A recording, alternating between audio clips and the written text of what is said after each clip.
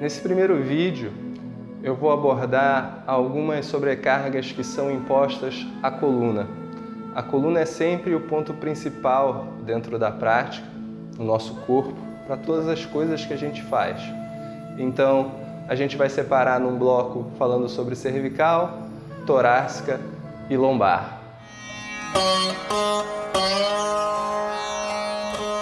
Uma das reclamações mais recorrentes de todas as pessoas hoje em dia é a famosa dor na lombar, por maus hábitos de dormir, de posição na cama, de posição sentada no sofá, de ter a musculatura do abdômen enfraquecida, entre outras coisas, até mesmo as nossas atividades do dia a dia, causam uma grande sobrecarga sobre essa região da coluna.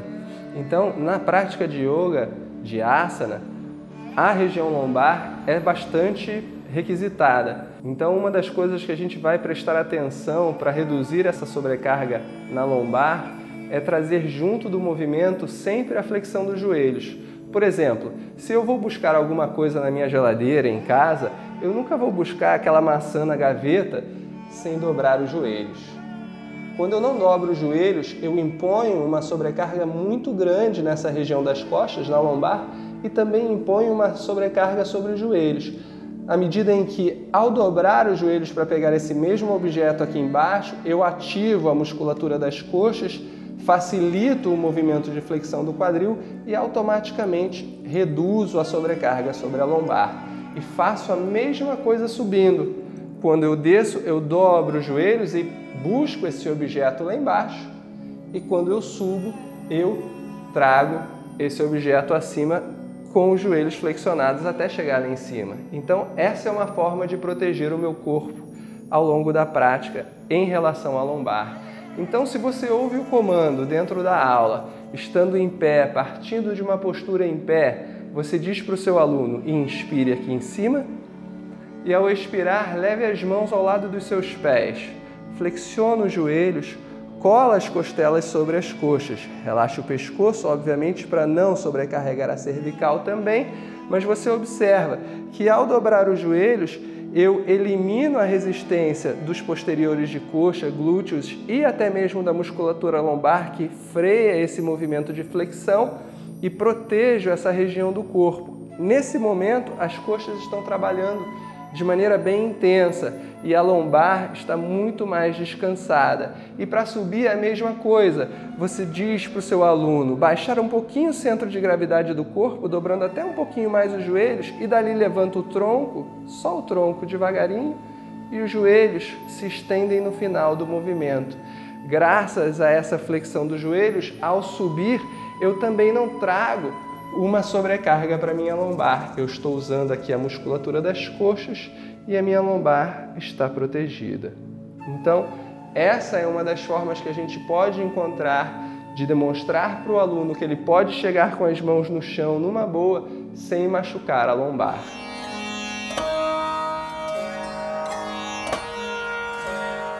Tão importante quanto a gente dar atenção à lombar é darmos também toda a atenção à cervical, que pode receber uma sobrecarga. Isso acontece porque existe uma tendência em vários praticantes a girar o pescoço, a colocar o rosto para o alto em algumas posturas, principalmente essa, que é o Bhujangasana ou o Urdhva Mukha Svanasana. Então, se o aluno sobe inspirando, levantando o tronco, a gente já viu aquela sobrecarga na lombar, que pode ser suavizada se ele levantar menos, mas existe essa tendência também da pessoa girar o rosto para cima e ali o que acontece com as vértebras é a mesma coisa no pescoço e na lombar. Você está diminuindo o espaço de um lado, está aumentando o espaço do outro, criando um risco de lesão. Então, ao invés de você dizer para a pessoa ou para o aluno olhar para cima girando o rosto para o teto, ele vai aprender a olhar para cima com os olhos, mantendo a pele da nuca lisa, mantendo a cervical estável, você pode perceber aqui que não são criadas rugas na pele da nuca, o que é um sinal de que a cervical está mais protegida, está mais estável. Volta expirando para o chão devagarinho. E assim ela faz essas posturas de hiperextensão do tronco, da coluna, com segurança.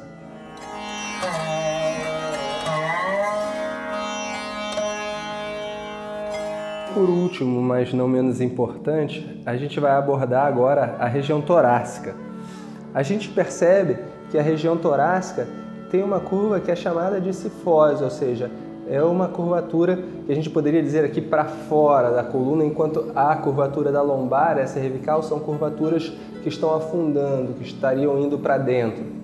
Então, a gente quer manter as três curvaturas da coluna sempre, porque essa curvatura, elas protegem a própria coluna contra o efeito da gravidade. Então, a gente não quer retificar essas curvaturas. Então, a gente vai montar a postura do cachorro olhando para baixo agora. Então, a ideia é criar uma longa linha desde o topo da cabeça até a base da coluna, mantendo aqui a curvatura lombar, a curvatura torácica e a curvatura cervical naturais, ou seja, não há nenhuma sobrecarga sobre elas agora. A gente não vai ajustar punhos, ombros, cotovelos ou joelhos, nada por enquanto. A gente está focado na torácica.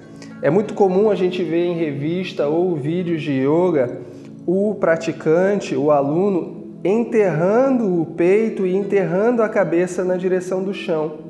Quando ele faz isso, aí sim, ele começa a inverter a curvatura da torácica, que antes era convexa e agora começa a ficar um pouco até mesmo côncava, o que está gerando essa retificação da coluna, além, obviamente, de sobrecarregar os ombros, que estão muito mais pesados aqui agora. Então, ao invés de você comandar o seu aluno, ou se você está praticando sozinho, e empurrar o seu peito para o chão, libera um pouco aqui da pressão dos ombros, empurra os quadris lá em cima e para trás e mantenha a curvatura da tua torácica intacta. Assim, ela vai se manter saudável. Pousa os joelhos no chão, senta lá atrás nos calcanhares e dá uma compensada relaxando.